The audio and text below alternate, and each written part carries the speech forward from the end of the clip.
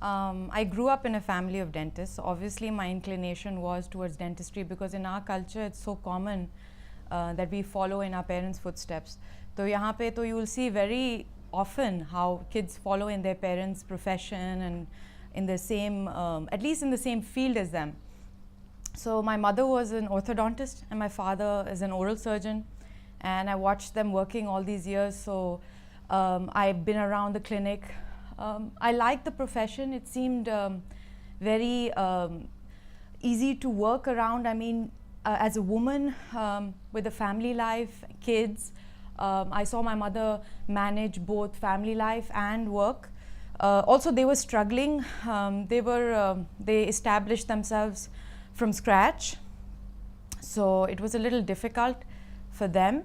But I felt that if I start to work on this profession, of course, I'll be a step ahead because I have already a set up practice and all the guidance from my parents. So that's why I kind of chose this profession. I guess it's kind of obvious. But also, as I grew older, I realized that I had pretty good hand skills, and my genetics also are programmed such that I am a little bit OCD, like I'm a little obsessive about doing things right, and I'm able to focus on doing one thing at a time. So for long spans of time, doing one thing with my hands seems to be something I'm good at. I'm good at arts, I'm good at stuff experiments, I'm good at things where I have to spend a lot of time focusing. So I was pretty good at concentrating at things. So I think that's another thing. And then my academics also was supporting it. I was good academically, and therefore I thought that it would be easy for me to go into dentistry because I was one of the better kids in the class as far as academics was concerned. I was not a rowdy child, I wasn't a difficult child. I was well behaved, I listened to my parents, I did what they told me, I took sciences from the beginning, I managed sciences. I mean, I didn't excel, I wasn't like a super student, but I was above average, I would say. And under the circumstances, considering both my parents were working all the time, I did fairly well. And then we have a very mixed background. You know, my parents are from Peshawar. They grew up there. They moved to Karachi, which is a very competitive, very ruthless, a very cutthroat environment, and they really established themselves here without any family background. We have no family in Karachi, and without any family support, they made it. So looking at them and everything, you know, things kind of easily fell into place. Any background in any field is helpful for any person, whether it be family background or friends or so of course dentistry, it does help a little bit. I won't lie that it's not helpful, but having a background also has its own challenges because you have to follow protocols which are already set and put in place.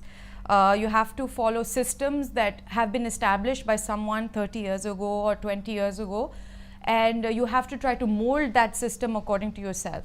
So it is helpful on the one hand, but on the other hand, you have to be able to manage it and mold it according to your own requirements or personality or your education.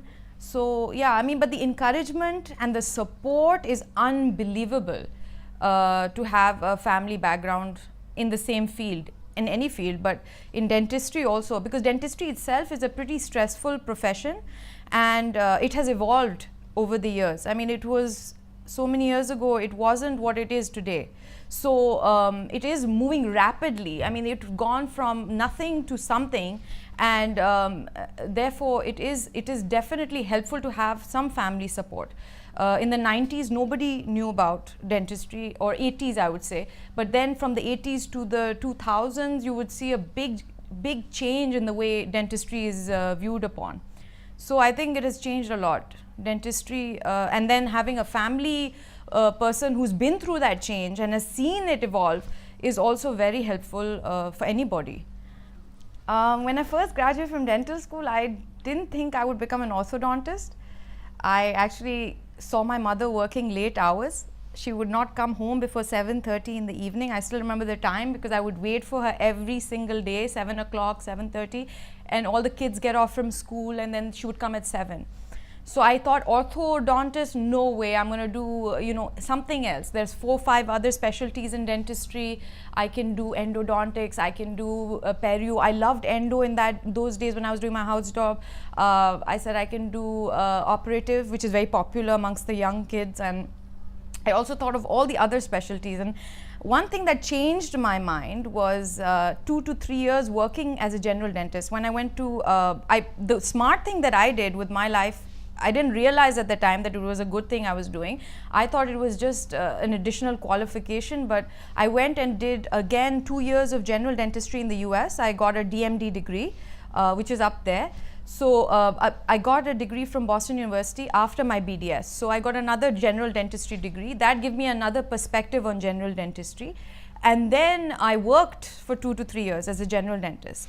That helped change my whole view on dentistry, and that gave me a lot of information on what kind of specialty I want to go into.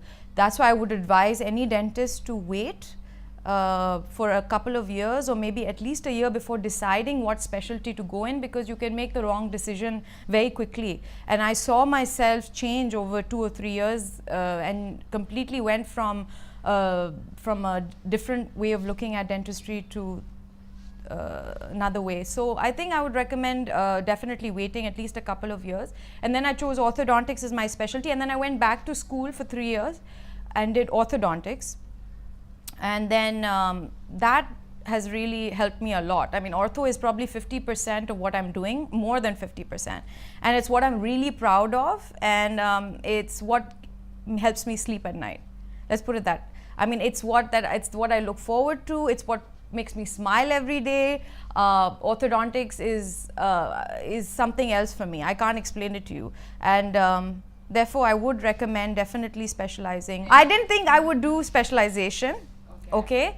I didn't think I would specialize. I thought I would do general dentistry. I did 2 years at Boston University. I was happy. I said, let's just do general dentistry for the rest of my life. What changed me was when I went to Saudi Arabia, and I worked there for 2 or 3 years, and I saw a huge amount of specialists. I saw the good working hours. I saw the respect. I saw the lifestyle of the specialists. And then I thought, wow, that's really something else. And that's what really motivated me. So then I worked with a pedodontist, I worked with an endodontist, I worked with a prosthodontist. I didn't like any of them. The only person that was left behind was the orthodontist. So I said, these three are definitely not my cup of soup. I was very close to doing pedo. But I changed my mind on pedo completely. I said, no, that's not going to work. And then I did orthodontics because that was the only one I could see myself doing. And then I ended up doing it. But did I think that I was going to end up doing orthodontics? No way. Or specialize and study as much as I did. But that's also the support system. My husband helped back me, and a lot of stuff had family support to do it.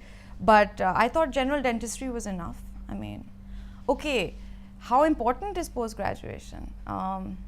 Well, it's kind of sad, but I have to say that people are moving towards not liking post-graduation. A lot of people prefer doing just general dentistry because of the expense, number one, and I think that's very important. I mean, I understand. And then the families, you know, people want to get married, have kids. Nobody has that much time to do it.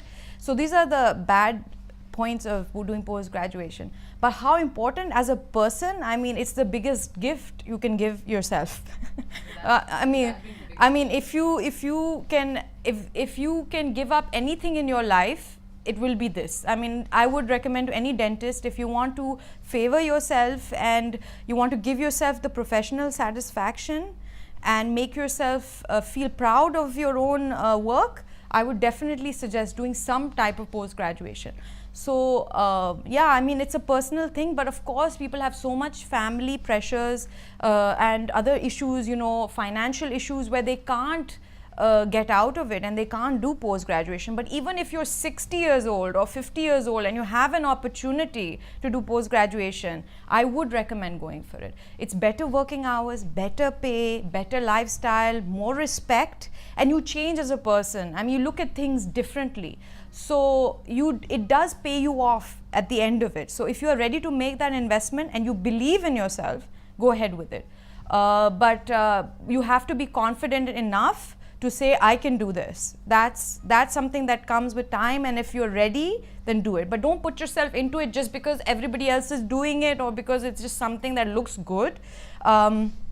I think you should do it because you know that you can do it, and you know it's going to improve, and you're going to take that and make something out of it. You're going to take that education and do something with it. If you're not going to do anything with it, don't bother doing post-graduation. But whichever country you are, wherever you are, whether you're in Pakistan or you're abroad, you should just try to make sure you're going to make something of it, and you're going to continue to work on that in that field. Okay, my experience at University of Pennsylvania was probably the best experience that I've had. They also kept me as faculty for 1 year after I graduated. It felt like family. So, I mean, there's nothing negative I can say about my experience there. In orthodontics, I never felt, all my life, with all the education that I've had, I never felt so apart of a group or of a program as much as I was in University of Pennsylvania. For the first time, I made the best friends I've ever had. The faculty was the best I've ever seen, and they've made me feel like a family. Like I actually felt part of a unit. I still feel part of them. I want to go back every day. Like there's not a day where I don't miss it. So maybe I was lucky. My experience was great. I don't know, but I've had an amazing experience. And I've heard some bad experiences from other people, but I don't understand how it was for them, because for me it was unbelievable. 3 years with 8 residents, I was day and night with them, and they took care of me personally and professionally. They were there by my side with every patient, with every case. They helped me, literally held my hand and like put stuff for me. So, and it's a full-time program, so it was 5 days a week. And even on the weekends we would go in on Sundays, and I never felt like it was work. It was always like fun to do. But everywhere I am, I feel the presence of the same thing. So I didn't really look into post-graduation at that point. I just did general dentistry and then I left. So I did general dentistry in the US because I actually wasn't even satisfied with my general dentistry education. I'll be very honest with you. I didn't feel like we had the equipment or the material at that time. I felt like I could do better. So the basics were a little. Then I looked into post-graduation only when I came back from University of Pennsylvania, just to see what kind of, I want to teach. So I looked into some programs. The gold standard is CPSP, FCPS, that's what everybody is going for. But what's really sad is the pass rate. For me, this is what really put me off, and I wanted to become a supervisor, and they say you should go and change the system, but 4% was what I was told by one of my students. Now I don't know if this is correct, you can check, but he told me in orthodontics, which is my field, 4% was the passing grade. So I said, okay, that means 96% of people fail on first attempt. Probably on second or third attempt they do well, but I don't think that a program in which the first attempt 4% people pass, 4% people pass, 96% people fail. So if 4% people pass is very depressing for me, even as a teacher. If I know that this student, there's a 4% chance he's going to pass, it's a bit tragic. I think that any program in the world should have at least a certain number of pass percentage, or don't enroll them. I mean, if you are not qualified to pass a program, if only 4% of people are passing, then there's something wrong with the enrolling process, or there's something wrong with our basic general dentistry system, or with the house job, or something is not right, because no program in this world should be a 4%. That's very depressing. That's like discouraging the entire population from doing. If you want to discourage someone, you tell them you have a 4% passing rate in this exam. So I mean, that kind of answers your question. I was very depressed initially. Dr. Umar Ansari will give you the numbers. He's actually also appearing second or third time in FCPS part 2, but he spent like at least 6 years or something like that. So it's a bit sad. That part really bothers me. So I kind of got put off, so I didn't really. I can't be impressed, or of course I'll try to work. I will try to become a supervisor. I've contacted them about doing courses and becoming, but the supervising board or whoever is there should do something about this this problem, because I think that we need to work as a group to encourage people to do post-graduation, not discourage them, because what's happening now as a result is that general dentists are doing everything on their own without any training, and there's no motivation. Why will someone want to go and get into a program which is giving them a 4% pass rate? Why will they rather sit in their clinic and try to do something on their own in the wrong way? But it's okay, they'll do it a few times, maybe they'll get better at it, but they'll do a mediocre level job, but rather do that than waste your time going to post-graduation. So it's really tragic that we don't have that system. And also we then as a result we don't have enough faculty. So there's not a lot of people my age with my qualification, unfortunately. I feel there's, like, if you go on the American Board of Orthodontics website, and they from India you have like 3 or 4 people who've done American board certified. I'm the only one from Pakistan on the website. My generation people are not doing it, and they're not interested, and it's in fact they might think I'm crazy because I'm probably the only one, so they look at me in a weird way, like, what's wrong with her? Why would you spend so much money on your education when it's not even paying you back? And because they have lowered their standards, their charges, their everything to because they couldn't go, so patients are getting, and patients are also lowering their standards, so the entire population is lowering their standards instead of improving it and bringing it up. So this is a very this problem can, if you encourage people to do post-graduation and increase the pass percentage or choose your students carefully, then people will be more motivated to go into such a program. There is a hope for MDS and MS programs, but that is also right now because PMDC is changing, and we have also started an MDS program since last year, but again we affiliated with Ziauddin University and we are still working on the affiliation and all of that. So that is something which will bring hope to post-graduation, because MDS and MS are degrees awarded by institutions, but they're so young. I mean, it's going to take a long time, another 20 years for us to. The only gold standard that we have is FCPS. I think, is there MCPS or MDS? We started MDS, yeah, but what CPSP is only FCPS, only FCPS right now. So they are the gold standard right now, and I think they're the only ones who can help us. I mean, other than them, the MDS will take time to evolve and improve, at least another 10 years to become a good. Because that's still on its way. Yeah, so it will take another maybe 5 years, 6 years. I mean, I don't know how long it's going to take, but we have to produce those students and then see what happens. But we need to make this more easy so people end up doing it. And that's our responsibility, not the responsibility of the students to try to pass the exam, which is 4%. It's our responsibility to try and encourage them, do more marketing for postgraduate programs, reach out to them. But then the PMDC should approve and allow more postgraduate programs like MDS, MS, and become more active in that. Instead of increasing the students for BDS, you should try to give us more MDS and MS, because we need more. We don't need a lot of BDS people now. We need more MDS, MS people. So you've got a lot of general dentists and you haven't got enough specialists. So what's going to happen? The general dentist will be doing the specialist job not so good, you know. So it's like, you need to increase that. I mean, okay, so first of all, let me start from the basics. The faculty, we don't have enough faculty. Again, it starts from there. When you don't have enough of something, now in the US, I had 35 part-time faculty members for 8 residents. 35, University of Pennsylvania had part-time faculty members for 8 residents. How much faculty is that? What's the ratio? It's a huge ratio, right? Here, we can't find qualified people. Over there you have too many qualified people for a small program of 8 residents, and here there's not enough people. I mean, and then what happens as a result is that they dictate their terms, they dictate their timings, their salaries, their hours, because we have to listen to them. We are like we are bending down like, please come, sir. It's like the respect is at another level, whereas over there it's the opposite in the US. The US, it's the opposite. The faculty is begging to come to teach. They'll do it for free. 35 faculty members come for free to teach. They come for free because they enjoy teaching.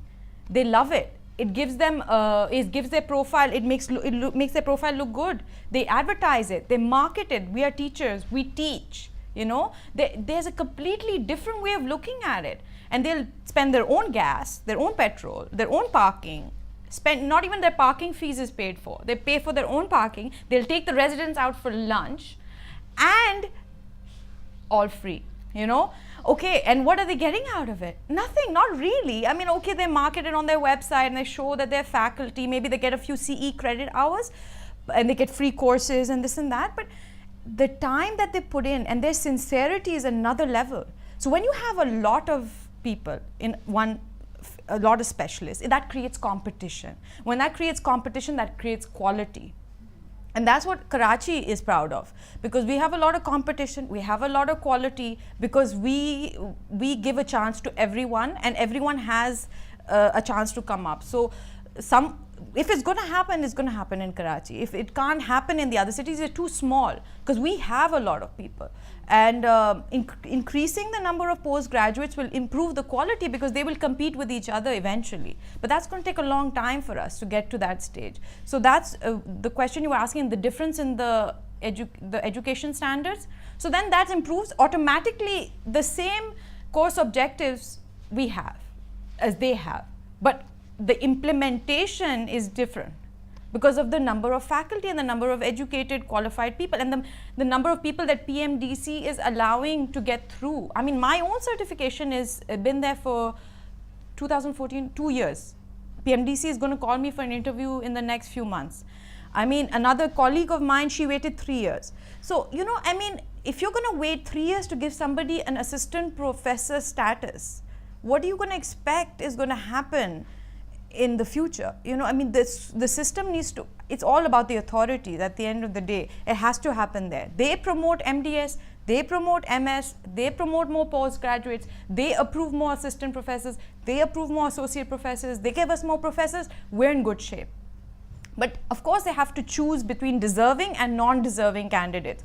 But that's their job. But they are also under a lot of pressure. They have so many problems going on, so that affects us, you know, eventually. I mean, we say it doesn't affect us, but it's eventually, after over 10 years, we'll see there'll be less people, because there's not so many people of my age right now who are coming back and doing post-graduation. And so this in 10 years, there'll be again a drop, because the older people will be disqualified when they're above 60 something who are running right now. And there's not enough, we're not taking out enough postgraduates. And then we have a brain drain problem also, that a lot of people who do FCPS and all of this, okay, if he's really good, he will possibly leave the country. So they can, because FCPS is approved in a lot of countries, so a lot of people do prefer to go away because of security issues or like the sectarian problems or something. I've had a lot of people move out of Pakistan with set practices. I mean, the parents are here, but the kids are gone because they don't. So my generation is actually getting out, which is sad for dentistry. That means, again, who's left behind is the basic general dentists who don't have much training, don't have much background, and are trying everything they want. So again, that's another issue. Well, initially I like Sensodyne as a toothpaste. It's a good toothpaste. I've had a lot of patients who've given me great reviews, and it helped me a lot, because diagnosis is a very difficult part of our profession, and to find the right treatment for every patient is very difficult. Sensodyne has answered a lot of my problems, has solved a lot of my problems when I've really had difficulty doing anything. So yeah, Sensodyne is like the best. It's the gold standard. It's the oldest toothpaste. It's well known. It's been around for years. It's probably had the oldest technology, and they are the most rapidly changing systems. They've got a lot of variety. So I'm a big fan of Sensodyne myself. Second thing is, how has it been for me in the Sensodyne, as being an ambassador for Sensodyne? Okay, so it's been, actually the team has been excellent. I'm interested in marketing myself. If I wasn't doing dentistry, I'd probably be in marketing. So it's something that's interesting for me, and I like to learn. So after doing my post-graduation in orthodontics, I'm interested in website designs. I'm interested in advertisements. I like to learn about how people sell things. I'm interested in customer service. These are things that interest me besides dentistry. I mean, this is something I'm kind of, my training was such. When I was trained in UPenn, they didn't teach us just dentistry. They taught us how to run a practice. They taught us how to market, how to sell, how to advertise. My guru, the guy who I worked with in the US, I worked for him for a year. He has like these amazing TV commercials that he sends out. His website is unbelievable. His stuff, internal marketing is just amazing.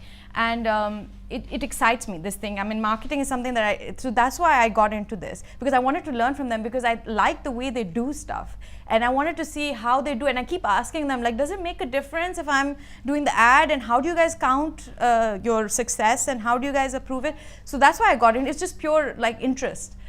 Because I thought maybe if I get into it, I'll get an idea, and I see what they're looking at, because they pay attention to the little details, like the clothes and things which we as dentists don't think about. So we are always taught to do good treatment, but we're never taught to present ourselves well, or to talk like this, talk slowly, don't say this, and speak like this, or keep your eyes straight and look at me, make eye contact, or stuff like that. So there's things that they teach you on confidence. It increases your confidence also. So they taught me a lot of things. So that's why I did it. It was interesting. And then of course my family has been pushed by Sensodyne for at least 10-15 years to do an ad, and my parents have refused, both of them, because they're old school and they're like, ye nahi chalta, My dad is still thinking of like newspaper, He's like, nahi. So you might be happy from our newspaper. Daddy's like, nahi, the newspaper. I'm like, nobody reads the newspaper. I mean, you read the paper on the computer, but nobody actually physically opens the paper. I'm like, now everything is electronic.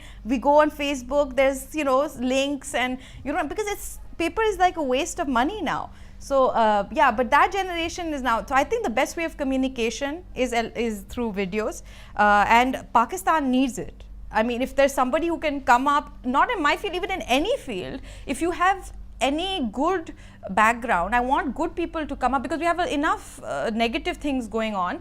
So why not positive people come on TV, show yourself, so that people know there's more than just, other things going. Plus there was a lot of toothpaste that I saw that I'd never heard about being advertised on TV, and I don't know what's in it. So there's a few names, I don't know which ones, but I'm like, what exactly, and my patients are asking me about it. What about this one and that one? And I'm like, I don't really know about this toothpaste. So I'm like trying to promote Sensodyne, and people are coming with all these other weird names where don't know what's in it. So I try to promote. That's why I got into this. And I think my parents should have done it. I've been pushing them, they're not doing it. I'm telling my younger brother to do it next year. Hopefully I'm done by December, then January he can do it. But we need to promote good stuff, and I'm ready to promote any good. So not just Sensodyne is not the only thing. I mean, there's so much other stuff in the market that's very good. I mean, I'm a big fan of other materials which I could promote once I'm done with this 1 year. I think they don't allow you to do any competitors for a year or something. They have some contract, but I have to take permission from them for that. But I would promote any good stuff. So I just stick to them. And but people have to go out and make friends or make a team. There's a lot of people do that now, because that's the only way to go. You can't really sit alone as an orthodontic office and just be like, I'm just going to do orthodontics and nothing else. You have to end up doing some general dentistry, or offer some general dentistry in your office, so that the patient stays inside your office, because that's what's happening now. This is the trend. Everybody's moving towards not referring. They don't refer anymore because there's not enough patients, and especially in Karachi, where the population is growing very fast and people don't have that much money, and the middle class is growing. So I think that the charges are becoming too much. I mean, I have people complaining about the charges every day, and there's so much competition. They shop around. Like they'll go from one, they'll tell me in that office this much, this office this much, this. They're like full doing homework and coming with sheets of like different prices. They probably take my prices there and then compare. So it is difficult.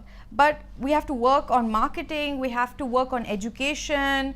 I mean, I'm not just practicing this, I'm teaching and I'm doing marketing, I'm running the MDS, MS program for us. So I'm doing a lot of other things, and of course we have our own discussions amongst ourselves, but I've also cooled down in my ambition.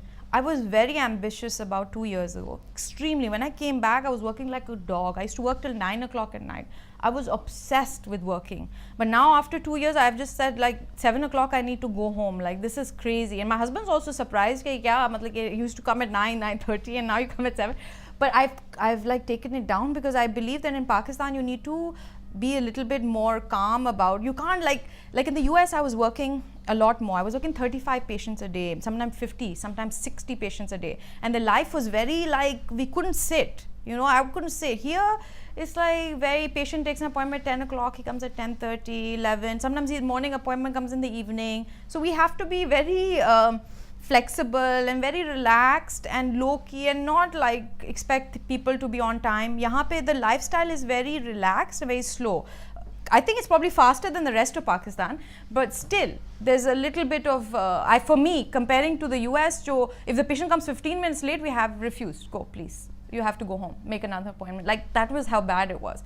Here it's like you come in the evening, you go, like they have no time. And I think even the culture of appointments is not even there. It's like you walk in like it's a shop, you know, you go in and then you yeah, it's a shop. So that's another problem I'm having. But yeah, I mean, I'm enjoying orthodontics. My mother did orthodontics for 30 years. I took over her patients. She sat with me. She gave me all the models and the cases, and she said, "This is yours, and now here, this is one case, 2 cases." She sat and she explained it to me, and she never asked me what I do with my cases, and she never challenges me. I'm like, you know, like maybe we can have a discussion, and she's like, "No, I trust you. You can do it." So she's given me all her patients, and she doesn't want to do clinical dentistry. She works in the academic side.